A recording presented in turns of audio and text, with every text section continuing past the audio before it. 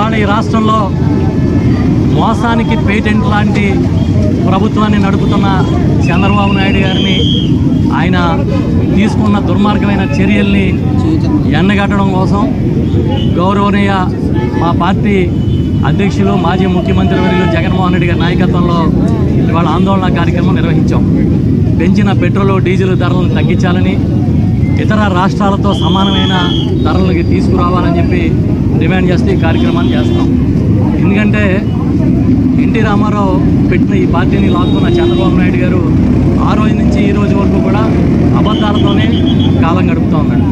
మొన్న ఎన్నికల ముందు ఆయన కుమారుడు లోకేష్ ఇద్దరు వీధి తిరిగారు. ఎక్కడ పడితే అక్కడ పబ్లిక్ మీటింగ్లు పెట్టి ఏదో జగన్మోహన్ రెడ్డి గారు అత్యధికంగా పెట్రోల్ డీజిల్ ధరలు పెంచేశారని, దాన్ని జే ట్యాక్స్ అని ప్రచారం చేశారు. మేము అడుగుతున్నాం, ఇప్పుడు దేశంలోనే అత్యధికమైన ధరలు పెట్రోల్ డీజిల్ ఆంధ్రప్రదేశ్లో ఉన్నాయి కదా, మరి దీన్ని ఏ ట్యాక్స్ అనాలి? నారా ట్యాక్స్ అనాలా, ఓటమి ట్యాక్స్ అనాలా, లోకేష్ ట్యాక్స్ అనాలా, చేతకాని ప్రభుత్వం వేస్తున్న ట్యాక్స్ అనాలా? మేము అడుగుతున్నాం డైరెక్ట్గా. ఎందుకంటే పక్కనున్న తెలంగాణకి, ఒరిస్సాకి, తమిళనాడు కన్నా మన దగ్గర 6-7 రూపాయలు ఎక్స్ట్రా. మీ పార్టీలో మీ ప్రభుత్వంలో భాగస్వామ్యంగా ఉన్న బీజేపీ అధికారంలో ఉన్న గుజరాత్ కన్నా మన దగ్గర పెట్రోలు లీటర్కి 15 రూపాయలు ఎక్స్ట్రా. మరి మీకెందుకు సిగ్గు అనిపించట్లేదు? అన్నిట్లోని మోడీ కన్నా నేను సీనియర్ అన్నప్పుడు గుజరాత్తో సమానంగా ఇక్కడ పెట్రోల్ ధరలు పెట్టాలి కదా, ఎందుకు పెట్టట్లేదు?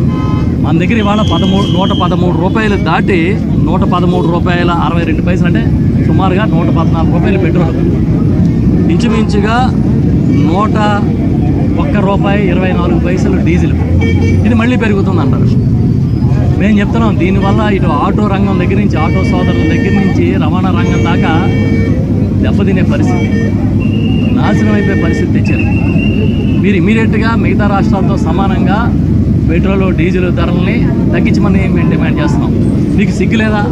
ఆంధ్రప్రదేశ్లో హయ్యెస్ట్ పెట్రోల్ ధరలు ఉన్నాయని చెప్పుకుంటుంటే దేశం అంతా మీకు సిగ్గు అనిపించట్లేదా?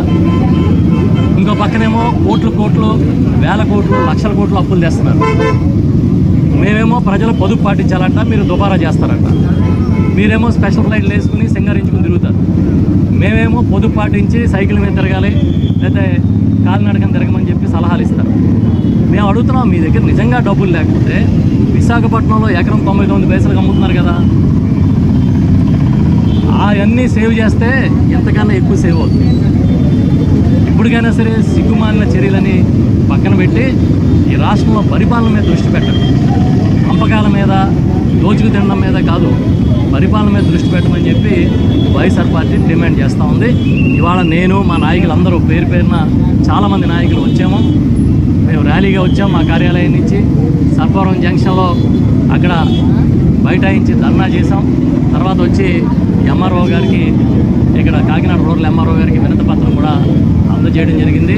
ఈ పోరాటం ఆగదు, ఖచ్చితంగా ఇంకా ఉధృతం చేస్తాం. చంద్రబాబు నాయుడు ఆయన కుమారుడు ఊరికనే షో పుటప్ చేసుకుని మా అంత గొప్ప పరిపాలకులు లేరని మీ సొంత పత్రికల్లో, టీవీల్లో రాసుకోవడం కాదు. జనం మిమ్మల్ని ఏమంటున్నారో బయటకు వచ్చి చూస్తే తెలుస్తుందని చెప్పి ఈ సందర్భంగా చెప్తాం. జై జగన్!